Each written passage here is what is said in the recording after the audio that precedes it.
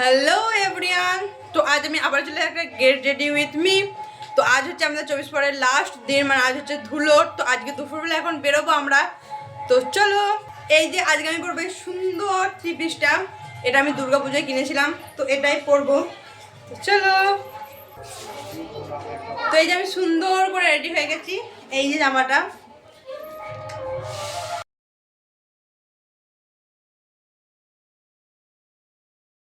এরপর আমি পরবো এর সঙ্গে ম্যাচিং করে এই সুন্দর কানের গুলো।